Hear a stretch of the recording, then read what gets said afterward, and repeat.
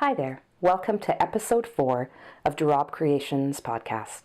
My name's Nicole, and I'm coming to you from Calgary, Alberta, here in Canada, where it is still snowing. Having watched so many other podcasters now, podcasting from their backyards, Hannah, I'm looking at you, with greenery growing and birds singing, and we're not even close to that yet. It's been snowing for the past 2 days. We've got woke up this morning to about, 4 inches of fresh fallen snow that I got to shovel. But spring will come, eventually. I'm sure spring will come. So last weekend was Easter weekend. If you celebrated, I hope you had a fabulous time with friends and family, and hopefully the Easter Bunny was good to y'all. I spent the day with my family at my sister's house, as per normal. She has the biggest house, so we tend to do our family gatherings there. So it was lots of food and lots of time to talk and just hang out with each other, which is the way I like to spend holidays. It also was a lot of time to do some sock crochet. I'll show you that in a bit. So let's get right into it, shall we? We will start out with what I'm wearing. It's finished. It is the Treasure Island Shawl by Hannah Siegmund from the Cozy Cottage Crochet podcast. And I love this shawl. It worked up incredibly well. I have talked about it for a few podcasts now, so I won't go too much into all the details. The colorway is Pumpkin Patch by Polka Dot Creek, which is a local dyer to me. I was a little worried last podcast, that I was going to run out of the main colorway, and that I was going to have to substitute a corner in a green color.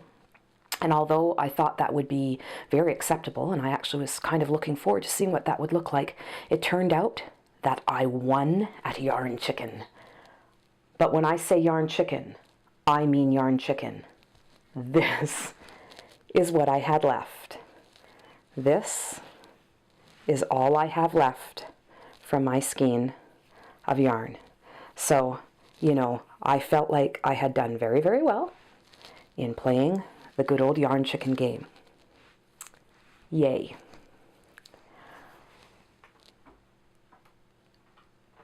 So the shawl itself is up on my Ravelry page on one of my finished in my projects area of Ravelry. And I was rather thrilled when Hannah reached out and asked if it could be used as a feature picture on the pattern page. So yes, fangirl moments all around.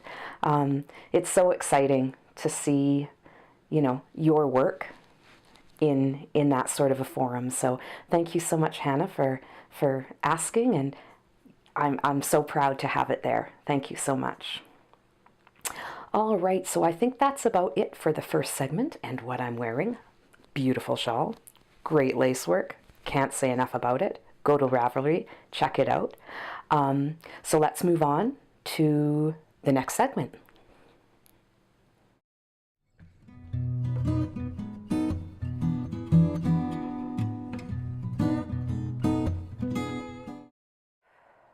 Alrighty, so let's move on to finished objects.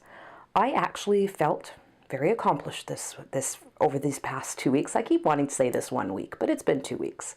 But I have felt very accomplished. I feel like I've gotten a lot done, and that's always a great feeling. Of course, already talked about the Treasure Island Shawl. That was a big one, and very exciting to get that one completed. The other thing that I did want to mention about this shawl pattern is that it's written in such a way that you can use any weight of yarn for it. Now, I've chosen a fingerling weight because, spring and summer, I'm sure, will eventually come maybe. And I didn't want it to be big and bulky, but you could work it in any weight of yarn. Of course, it would get bigger if you worked it in a heavier gauge, but it's so versatile, such a great pattern. So that was my first finished object of the 2-week period. My second finished object, unfortunately, or fortunately, I can't show you it in person because it has already been shipped off to its new home in Rhode Island. So quite a distance away from where I am, but yeah, and that was the hooded poncho, the teddy bear hooded poncho. Now I do have another one that I can show you to show you what it looked like. This is one that I currently have up in my shop. So it looked just like this, except that it was a larger size. My customer requested it in a larger size, and yeah, so it has flown the coop, so to speak, and it is hopefully by this point in the hands of its new owner. I'm sure it has arrived by now. Great pattern to work up. As I said, I really love this stitch. It creates a nice solid fabric. Yeah, overall it was a lot of fun. A nice project to work on, and anything with ears on kids is adorable. So yeah, I really like this one.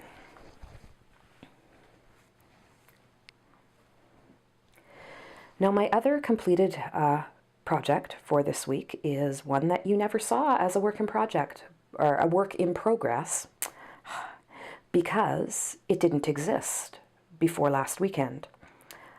I like to take along some projects when I go to family gatherings and whatnot, as I'm sure many of you also do. But I had just finished up the Treasure Island shawl and really didn't have anything in a small size that I could take along with me. So I started a new pair of socks. Surprise, surprise, right? So with one of my magazine purchases, there came this great little book. Crochet, from the Simply Crochet magazine, and it's called Edits, and they do this every once in a while. Well, they'll include a book of patterns in with their magazine of patterns. I like it because it's kind of small and you can take it along. And it was 3 sock designs, all by Ron Strong, and I have done many of his socks in the past, so I was quite thrilled. And you know, flipping through them, I had never done a pair of shorty socks before. So I figured I would attempt them and give them a shot. So it is called the Fruit Cocktail Sock, and it is a shorty sock. Nice basic stitching.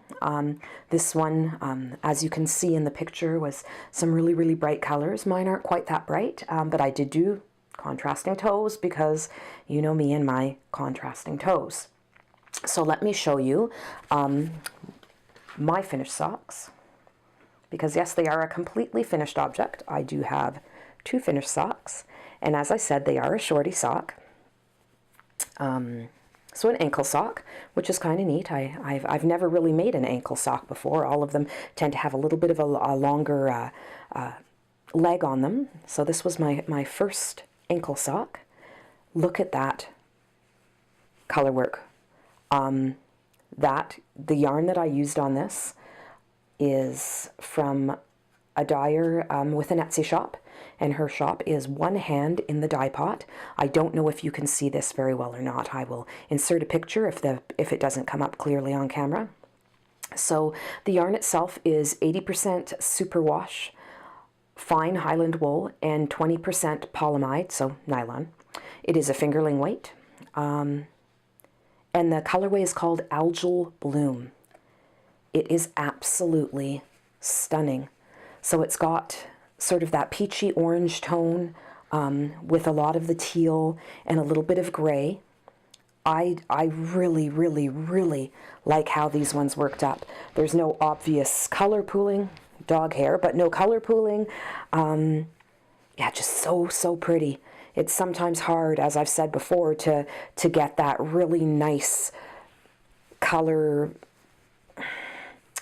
What's the word I'm looking for? Not balance, distribution, that's it. The color distribution through the fabric with crochet, sometimes it gets really splotchy, which, you know, that's all right. It works, but this is just stunning. I am so pleased with how these turned out. So the little bit of a a toe that I put in there, the contrast toe.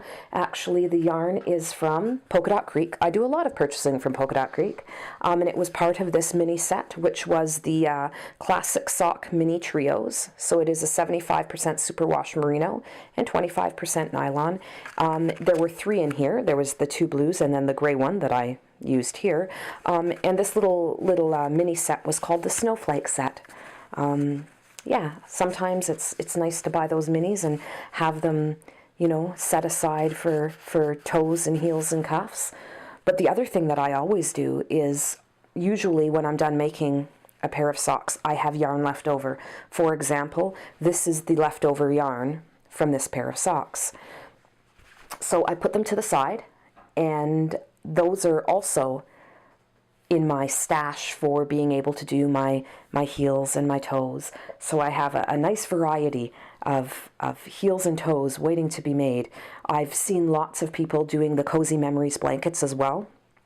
And I'm sure eventually I'll do one of those with my bits and pieces and odds and sods. Right now I do have a Cozy Memories blanket underway, but it's more with my worsted weight and Aran weight yarns, the leftovers from various projects. So that's sort of what's going into my Cozy Memories blanket right now. And it is just a straight granny stripe blanket. So one day I will have that on and be able to show that to you as well. I do believe that is it for finished objects, which is no small feat. I mean, 3 completely finished objects in a 2-week period. I'm happy with that. I'm happy with that. Alrighty, so on to the next.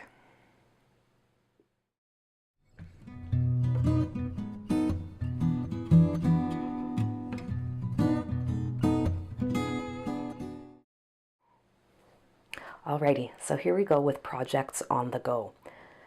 As you saw, I did finish a number of projects over this past 2-week period, so that means I had lots of things and lots of time to be able to cast on new projects. Now, one thing you didn't see in the finished objects portion of this podcast was my tulip garden blanket.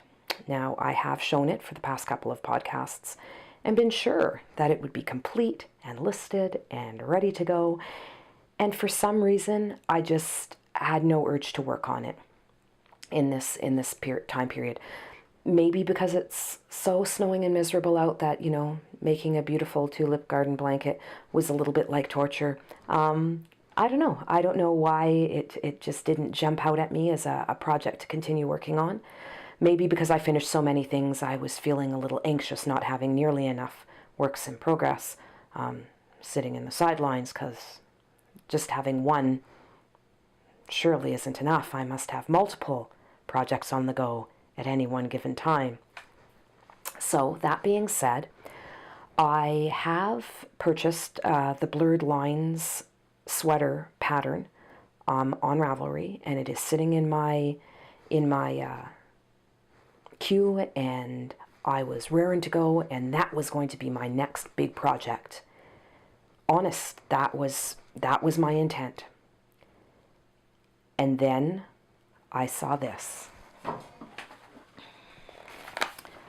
So out of the boutique style crochet, a magazine published by Crochet, it is an American publication, I found this, and it just spoke to me.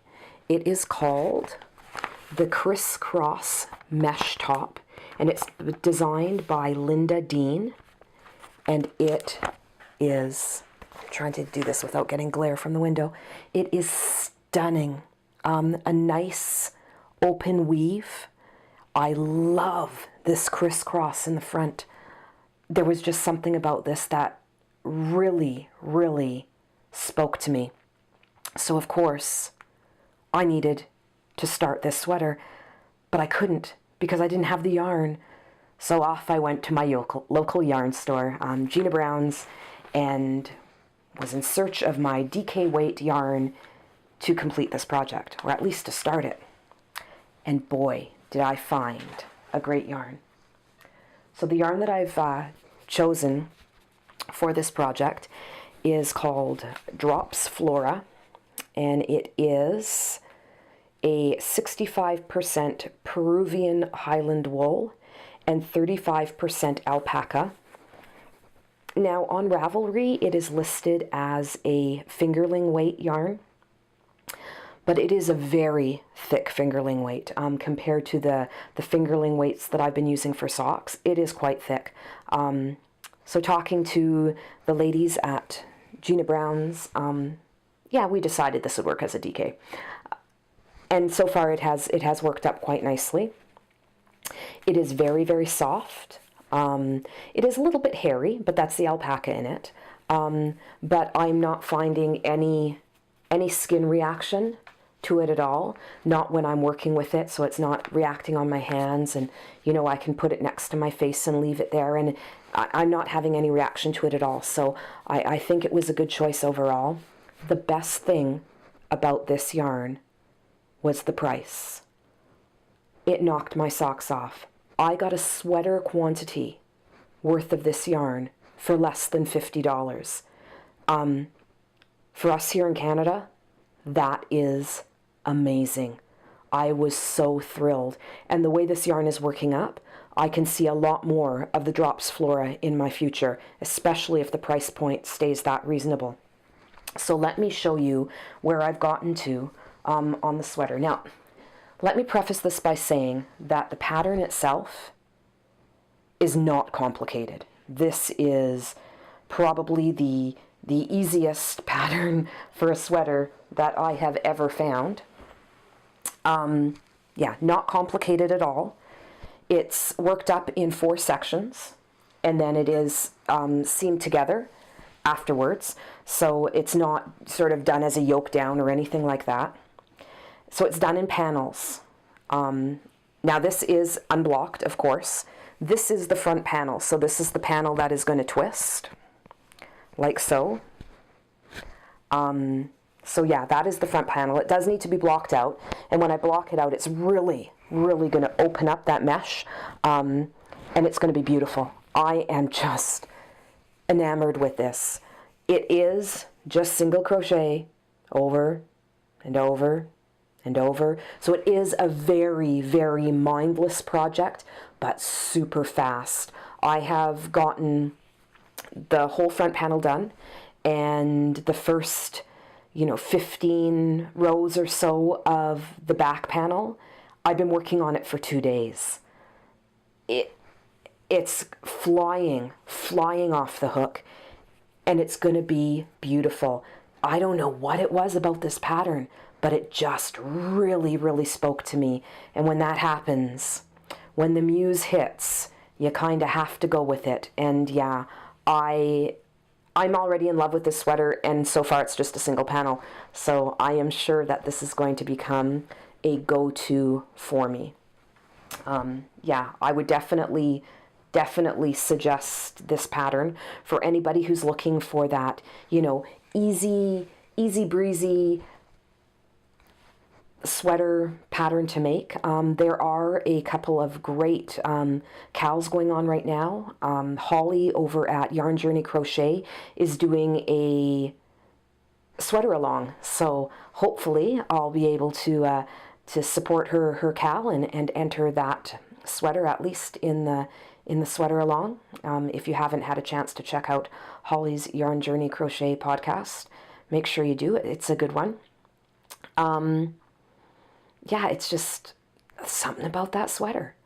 Very, very easy, as I said, would be more than appropriate for a beginner, as all of the structure of the sweater all goes sort of, other than the sleeves, there is a little bit of shaping to the sleeves. Other than that, so basic, such a mindless project. Not that that's what we always want, but when you are looking for that mindless thing that you can take along and bring in the car and not have to concentrate on the stitching, this is it. This is it. And if the finished object is half as nice as the picture in the magazine, oh, I can hardly wait.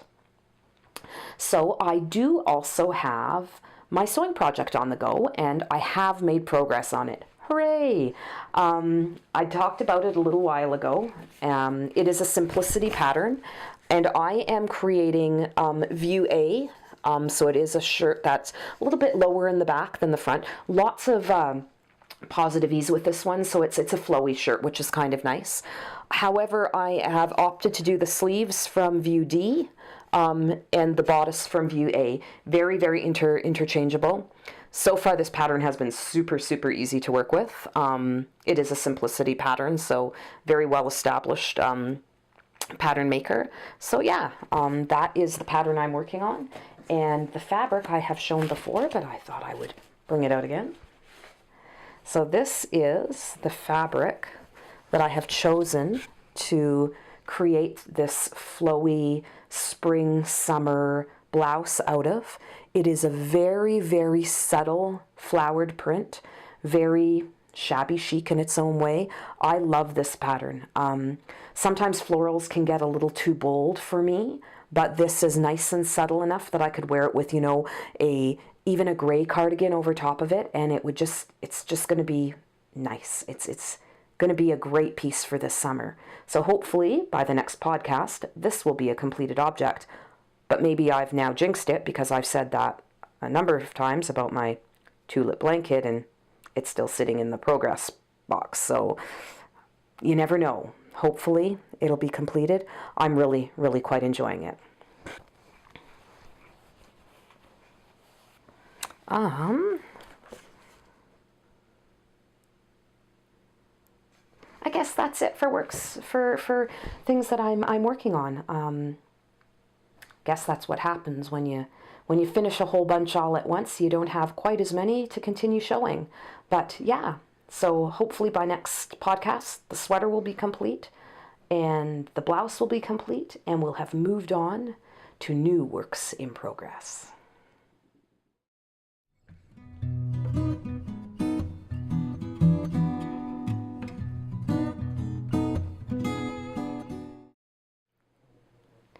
Alrighty, so on to some new acquisitions.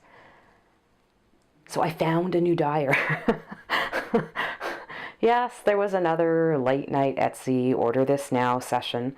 One of the things I have found recently on Etsy is a lot of people are doing sales. I enjoy a sale. I am very tempted by sales. Therefore, I hit the order now button. Now this dyer is another Canadian dyer, this time out of Quebec, so on the east coast of Canada. Well, east coast-ish, much closer to east coast than me. And the dyer is called, her name is Melanie Bouchard, and her company is called Creations Tricot. I hope I'm saying that correctly. Of course, it is in French, and I am not speaking French, so hopefully that is correct. So TRIKO-TUK, and she, of course, does have an Etsy page because that's where I found her, and she has beautiful yarn. So I've bought 3 skeins, and let me start with this one. So as you can see, it is fairly tonal in its blue colors. It has goes all the way from sort of almost a minty greeny blue into a little bit of a darker sky blue, and it does have a bit of speckling as well. That's the word I was looking for last week. Not variegated, but speckled. Yes, that's the word. So this is a superwash merino, a 75% superwash merino and 25% nylon. It is in a fingerling weight, so it'll be a beautiful sock yarn. Yeah, I told you there would be some more tonals coming my way, and this is the start. This is the start. I can say that this is quite soft. Nice sheepy smell to it. Yeah, I'm very pleased with this. I think it's going to be beautiful. So next up is this beautiful, beautiful skein. So it starts out on the lightest side with almost like an undyed beige. And then it starts flowing into this mauve color, gets into a darker mauve, and then has some speckles of extremely bright pink and some dark purple. I am quite excited to see what this works up as. Now this one is a 4-ply fingerling. It is an extra fine merino, superwash merino, 85%, and it's 15% nylon. So less of a nylon content to this one, and it does say that it's extra fine merino, so it'll be interesting to see what happens there. One of the things I like to do when I'm trying out a new dyer is try a variety of their bases to see what they're like and which ones I'll like the best. So with this dyer I did choose 3 different bases to see what they'd be like. So last but not least, from the Trico Tuck Etsy shop, I got this beauty. Now it reminds me a little bit in its presentation of this one, in the way that it goes from being almost a undyed beige color through to a denim type of a gray blue denim color, and then it does have the speckling as well. Now the speckling in this one is everything from a deep navy and a green. There's little bits of red in there.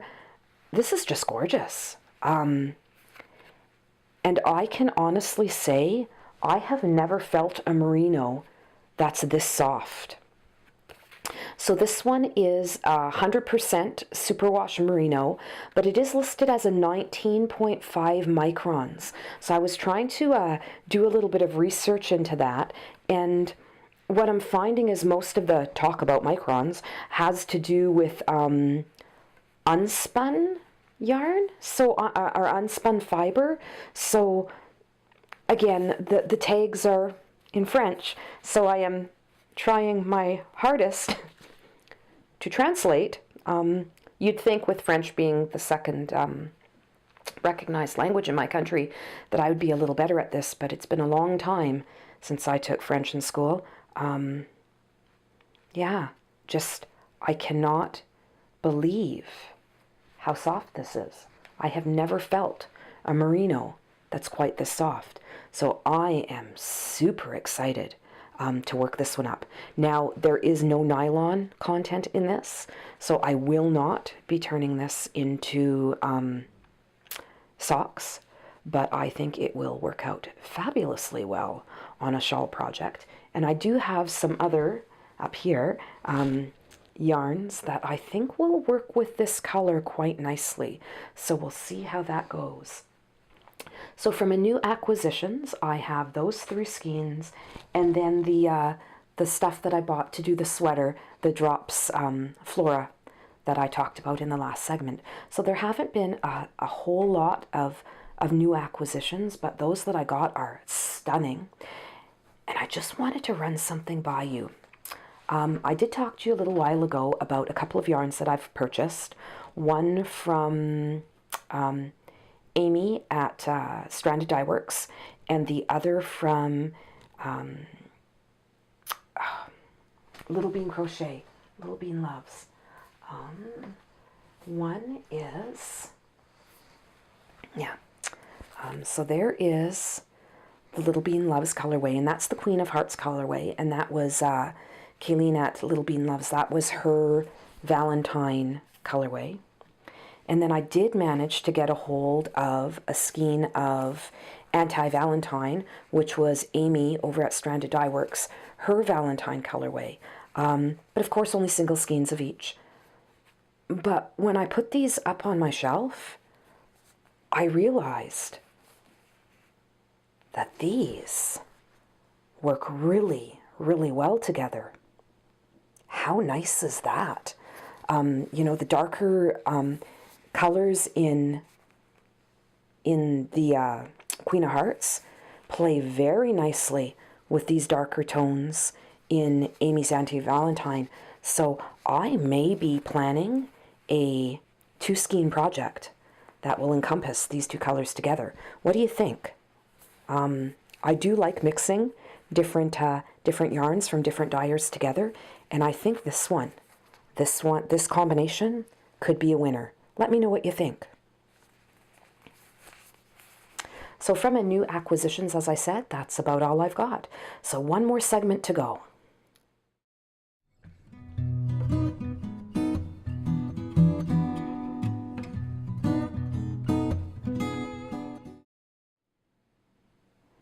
All right, so for the last segment of today's podcast, it is once again a journey to my bookshelf. As you may or may not know, I am a bookseller by trade, so I always have lots of books to talk about, and book talk is right up there with yarn talk for me, so I always like to introduce potentially a book that you haven't read before and let you know what it's about. So this week, the book is called The Axeman's Jazz, and it is by an author named Rabe Creations.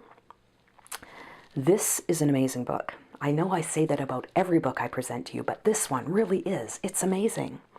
So it takes place in New Orleans, so that in itself makes it near and dear to my heart. I love New Orleans. It is a historical fiction book, which normally I have mixed feelings about historical fiction. A lot of times historical fiction tries so hard to be accurate to the historical facts that I find myself pulled out of the storyline. And that's not always good for me. I like to be immersed in a story and lose myself in it. This book is written in such a way that didn't happen to me. In fact, it was almost the opposite. I would be reading along and all of a sudden something would happen in the book and I'd think, what? How can that be? No one can talk to people that way. And it was only then that I would realize that I was reading about the early 1900s. So yeah, very, very well executed. So the Axeman, as you may or may not know, is a true character out of New Orleans history. He was a serial killer, and he was almost like the first Son of Sam type serial killer, where he wrote letters to the police telling them what he was going to do next. But of course, we're talking the early 1900s, where, you know, the knowledge of police procedure and whatnot that the police forces had to go on was extremely limited. I mean, there was no fingerprinting, there was none of that. So yeah, to read what they had to go through and, you know, just the time period of New Orleans. Now, one of the things that Rabe Creations does in his books is really add an element of music. So this one, of course, has to do with jazz, which makes sense because it's in New Orleans. He does have a sequel to this one out already called Dead Man's Blues, which deals with blues and is more set in Chicago. But it's so interesting to me that he's able to use real characters and real events and spin this yarn that is incredibly captivating, while still keeping true to the feel of New Orleans and the early stages of jazz. And just an incredible book. If you like a great murder mystery, and love historical fiction, if either of those things are something that you enjoy reading, you will definitely love this. And if you haven't tried either of those things, but you're interested, this would be a great place to start. So that's The Axeman's Jazz by Rabe Creations. I highly, highly recommend this book. Well, that brings us to an end, or to the end, of another podcast here at Rabe Creations. I would like to sincerely thank everyone who has stuck around this long, who has gotten through the book recommendations, and who has come to spend a little bit of time with me here in my corner of the internet. I have gotten a few more subscribers, so that was very, very exciting.